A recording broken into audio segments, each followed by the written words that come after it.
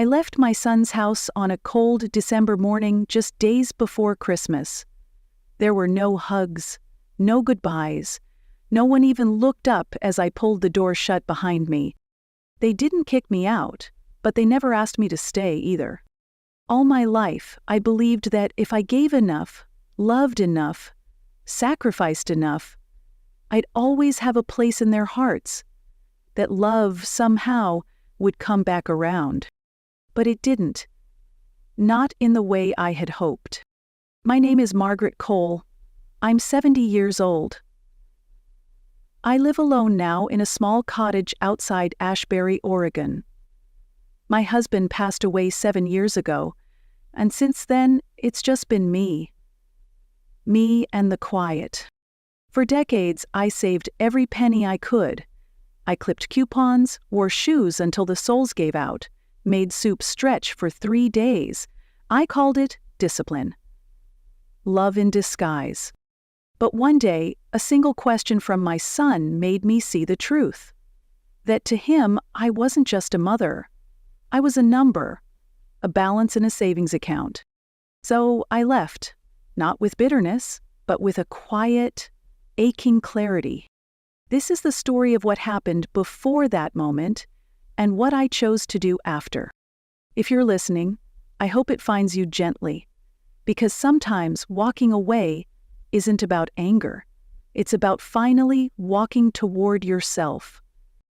My little house in Ashbury sits at the edge of a narrow road lined with maple trees. It's modest. One story, pale blue paint that's starting to peel, a front porch that creaks under my weight. But it's mine. Every corner of it knows me. The days follow a rhythm. I wake just before sunrise, when the sky is still colored with sleep. I sweep the porch, feed the birds, water my small patch of garden, mostly herbs, some tomatoes if the season is kind. Then I brew a single cup of coffee and sit on the front steps, listening to the world wake up. Sometimes I talk to my husband James. He passed away suddenly, stroke the doctor said. One moment he was there, standing by the rose bush, and the next he wasn't. I still catch myself glancing toward the garden, expecting to see him holding a rake, waving at me like he used to. That ache never quite fades. My cat Muffin found me the week after the funeral. She was just a scrappy ball of gray fluff, meowing under the shed. I took her in. Maybe she took me in too. We've been each other's company ever since. People sometimes ask if I get lonely. I don't know how to answer that. I like the stillness. I like knowing no one will barge in asking what's for dinner or why the heat's too high. But still, some nights, I miss the mess, the chaos, the sharp noise of family life, the good and the hard. My son Brian lives in Denver now, 6 hours by bus if you don't mind the winding roads. He has 2 kids, Zach and Emily. Beautiful children. I get holiday cards, photos now and then. He works in logistics. Charlotte, his wife, works part-time at a dental office. They're busy, I understand. But I can't quite remember the last time Brian held me. A real hug. One that says, "You matter." I tell myself it's fine, that he shows love in different ways. But truthfully, reading "Love You, Mom" from a glowing screen is not the same as hearing it in a tired but real voice. And deep down, I know he doesn't really know how I'm doing. Brian doesn't know about my finances. I never told him. After 32 years working as a payroll coordinator at a packaging company, I retired with a modest pension, just over $3,000, 0 cents a month. On top of that, I've got some savings, careful planning, quiet discipline. It's not a fortune, but it's over $200,000, 0 cents. More than enough for someone who bakes her own bread and turns leftovers into soup for days. But Brian thinks I only get by on a small Social Security check, around $1,000, 0 cents a month. That's the story I told him, not out of malice, just caution. It started with a simple question one spring during a phone call that barely lasted 5 minutes. "You getting by okay, Mom?" he asked. I hesitated, and then I said, "Just enough to scrape through." He chuckled, almost joking. "Well, maybe one day you'll sell the house and come live with us." That was the first red flag. A few days later, I told my neighbor Harold about it. He's lived across the street for 2 decades. Gruff, smokes terrible cigars, but he's sharp as a tack. "You're retired now," he said, puffing out a cloud of smoke. "If they think you've got money, they'll either ask for it or build their plans around it." I laughed at the time, thought he was just being cynical, but the word stayed with me. Since then, I started watching more closely. Brian's texts, short, polite, usually once a month. Never a call, never a visit unless prompted. Just enough to check a box, not enough to warm a heart. He never asks if I've gone to the doctor lately, if my knees are still acting up, if I've been eating properly. But occasionally he'll bring up the idea of maybe coming to live together, framed as love, but always speculative. I trust my son, I love him. But I've lived long enough to know that love doesn't always come with clarity, and it certainly doesn't always come without conditions. So I kept things quiet. No shared bank accounts, no co-signing anything. I kept my name on every deed, every bill, paid on time, never borrowed, never asked. There's a strange kind of power in being quietly self-sufficient, even if no one ever notices it. It was one of those heavy July afternoons, the kind where even the wind feels tired. I was kneeling beside my green bean trellis, pulling stubborn weeds from the dry soil, when I heard the familiar crunch of tires on gravel. At first I thought it was Harold again, backing out too far from his driveway, but then I saw the silver SUV roll in, kicking up a cloud of golden dust. Before the car even stopped moving, the back door flung open, and out came 2 little whirlwinds. Emily, 8, with her frizzy ponytail bouncing behind her, and Zach, 6, already covered in cracker crumbs and dirt. "Grandma!" they yelled together. I didn't even have time to brush the soil off my palms before I opened my arms and let them crash into me. Their elbows and knees jabbed, their hair smelled like sunscreen and playgrounds. My heart fluttered in my chest like it hadn't in months. Then came Brian and Charlotte. He walked a few steps ahead, holding a diaper bag for some reason, even though their youngest was long past diapers. Charlotte gave me a smile that didn't quite reach her eyes. She scanned the porch, the chipped paint on the door frame, the rust on the mailbox. Measuring things. Brian said, "House looks the same." I wasn't sure if that was meant as comfort or criticism, but I didn't care. My son and my grandchildren were here. If I had to sweep the entire driveway with my hands just to keep them a little longer, I would have done it. In the kitchen, I moved like a woman half my age. I made beef stew with carrots, Charlotte's favorite, at least it used to be. Chicken salad with grapes and celery, because it was too hot for anything else. And peach cobbler, Emily's favorite dessert if she still remembered. The oven turned the kitchen into a sauna. My blouse clung to my back, my legs ached, but I didn't stop. I whispered to myself, "Let them feel at home." We sat around the old oak table by the window, the same one James and I bought second-hand our first winter here. The napkins fluttered in the breeze. Emily talked about horse camp. Zach mashed his potatoes into little hills. I refilled glasses with iced tea and tried to stretch the moment.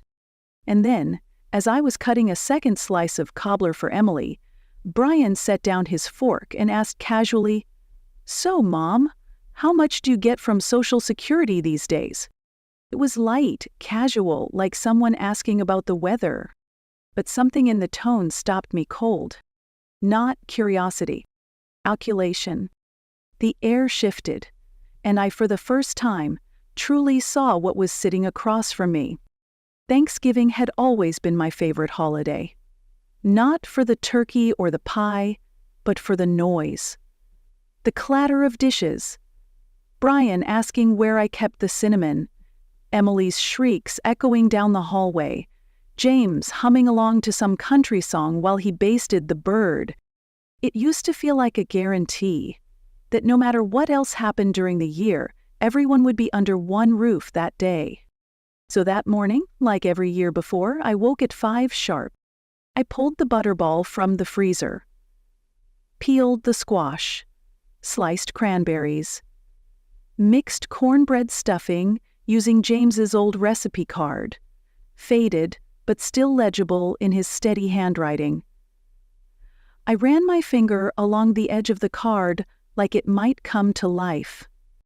By mid-morning, the house smelled like melted butter and rosemary. The table was half set. The kids' plates with their cartoon turkeys were in place. I even drew a little smiley face on Zach's napkin, just like I used to. And then I waited. I glanced at my phone. No. I told myself they were probably caught in traffic. It's a holiday. Things get hectic. So I kept basting the turkey, stirring the cranberry sauce, peeking out the window. Any minute now, I thought. That SUV would pull up, the kids would come tumbling out, and everything would fall back into place. But noon passed. Then 1. Then 2. I called, no answer. I left a message. "Hi, honey, just wondering if you're still coming. No rush, just let me know, okay?" Still nothing. By 4:30, I saw Helen's house across the street, lit up like a postcard, her driveway packed. Through her window, I watched her daughter stirring something at the stove. Laughter bounced off the glass. A little boy ran circles around the dining table. I didn't feel jealous, just hollow. Back inside, I lit candles on the table, poured a glass of wine for myself and another for James, set it across from me, adjusted the placemat, smoothed the wrinkles, tucked a napkin beside the fork. The food grew cold. The turkey's skin shriveled. The potatoes lost their steam. I sat there, fork in hand, and saw it so clearly. Brian at 10 years old, teasing James for eating too fast. "You eat like a Marine, Dad," he'd laugh, and James would grin with his mouth full. But there was no laughter now. No voices. Just me. And silence. I didn't cry. Not then. But something inside me curled up, like a leaf finally letting go. 2 weeks after Thanksgiving, the house still felt colder than usual. Not just the weather, but in the way silence clung to the walls. I could have lit the fireplace, played the radio louder. But what I truly missed wasn't heat. It was voices. Laughter. Chatter. Even Charlotte's forced politeness would have done. So, one morning, just before sunrise, I packed I didn't tell Brian I was coming. Not because I wanted to surprise them in a festive, cheerful way, but because I was afraid he'd say no. Or worse, hesitate. And there's something about hesitation from your own child that hurts more than outright rejection. I brought gifts, 2 jars of strawberry jam I'd made that week, a tin of butter cookies shaped like snowflakes, a wind-up train for Zach, a puzzle book for Emily. Nothing fancy, just bits of love. I took the bus, 8 hours, through snow-covered roads and drafty rest stops. My seatmate was a young woman heading to Minneapolis. Her name was Jamie. We didn't talk much, but sitting beside someone, anyone, made the trip feel less empty. When I arrived, it was late afternoon. The station was busy, filled with people greeting loved ones. I stood near the doors, heart pounding like it hadn't in years. Then I saw them, Emily and Zach, sprinting toward me, bundled in coats and red-cheeked from the cold. I dropped my bag and knelt right there on the sidewalk. Their arms around my neck, their little voices in my ears. It was enough to thaw the entire winter. Charlotte followed, coat buttoned to the chin, expression unreadable. "Oh," she said, "you didn't say you were coming." I smiled. I sent a message. Maybe it got lost. She didn't argue, just said, "Come on in, it's cold." Their house was neat, clean. Everything smelled faintly of lavender and synthetic candles. Charlotte led me to a small room near the laundry area. There was a twin bed, a damp window, and a space heater that clicked more than it warmed. "It's perfect," I said. "A little chill's good for the bones." That night, Brian came home late. He nodded, "Hey, Mom," and walked straight upstairs. I stood in the kitchen holding a dish towel, frozen in place. I hadn't seen my son in months. That was the greeting. I told myself he was tired, that work was hard. Over the next few days, I tried. I cooked meatloaf the way he liked when he was 10, roasted carrots with thyme, potato soup, but they ordered takeout every night. I set the table one evening with real napkins, lit a candle, made black bean stew with smoked ham, his childhood favorite. Charlotte glanced in and said, "Smells great, but we're doing lighter meals now, clean eating." I nodded, took my bowl to the sink, washed dishes while they ate kale and tofu in the living room. Then, one night, I heard them. I had gotten up to use the bathroom and passed by their bedroom. The door was ajar. I should have walked away. But I didn't. Charlotte's voice was clear, calm, cutting. "He has more than 200 grand. We saw the statements." "She told me it's just Social Security," Brian said, quieter. "She's lying." "And for what? She lives alone. She's old. That money should be helping us, not gathering dust." My hand trembled against the wall. "She brings jam," Charlotte said coldly, "but won't help with daycare." Brian sighed. "She's always been private, stubborn. Then let's make sure she doesn't stay long next time." And just like that, everything I believed about my son unraveled. Not with a shout, but with a whisper. A whisper that broke my heart in two. That night, I couldn't sleep. I lay in the narrow bed, the hum of the dryer on the other side of the wall clicking on and off. But I didn't hear it, not really. All I could hear was Charlotte's voice. "He's old. Feeling slack. He brings jam." I sat up, reached for the little suitcase I had never truly unpacked, folded the clothes I'd barely worn, tucked the puzzle book and the train toys back inside, next to the towel-wrapped jars of jam. I wrote a note on the back of a grocery receipt, slipped it under the cookie tin on the...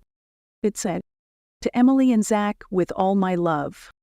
No punctuation, no dramatic flair, just quiet truth. I didn't knock on their doors, didn't wait for sunrise. I didn't want to see their eyes, not while my heart was still trying to hold itself together. At the bus station, I paid in cash, chose the back row, pulled my scarf tight, and clutched the old canvas bag I'd carried since my first trip to Denver decades ago. As the city lights blurred behind snow-speckled windows, I watched families huddled on sidewalks. One little girl wrapped her grandmother's scarf tighter before helping her into a taxi. I didn't cry. I didn't feel anger. Just invisible. When we pulled into Ashbury, the sun was rising over the hills, casting long shadows on the snow. I stepped off the bus and took a deep breath. The air smelled like wood smoke and cold earth. It didn't offer apologies, but it also didn't ask me to shrink myself. My fingers ached from the chill as I unlocked my front door. The scent of lemon oil and dust greeted me. Everything was still here, quiet, unchanged. But I was not. This wasn't a homecoming, it was a reclaiming. And for the first time in years, the silence didn't feel like a punishment. It felt like permission. I didn't unpack right away. I left the suitcase by the front door and went straight to the bedroom. Pulled open the bottom drawer of my old wooden cabinet and reached for the navy blue folder I had kept tucked beneath layers of tax records and warranty slips. Inside were documents, retirement accounts, savings bonds, a small inheritance from a cousin I hadn't seen since the 80s, and the final check I'd received from the packaging company where I spent most of my life. It wasn't a fortune, but it was mine. Every cent, earned, saved, guarded. I used to tell myself I was saving it for emergencies, for Brian if things ever got too bad, for just in case. I pictured myself handing over a check with trembling hands, swooping in like some quiet hero to save the day. But now, looking at those numbers, I saw something else. Not a safety net.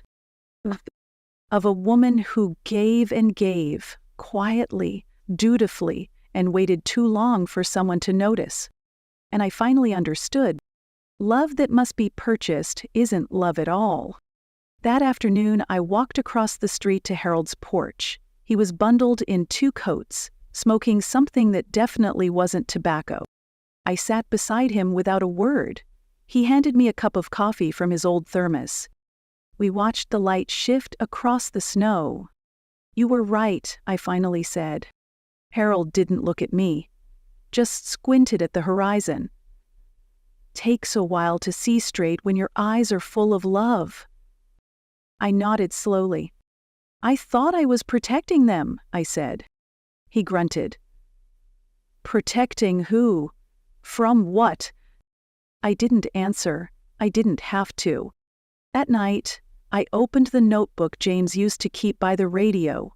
I flipped past his neat grocery lists and oil change reminders until I found a blank page. I picked up a pen and wrote, "From now on, I live for myself. Health first. Money second. And the rest, for those who never made me feel small." It was early March when the phone finally rang.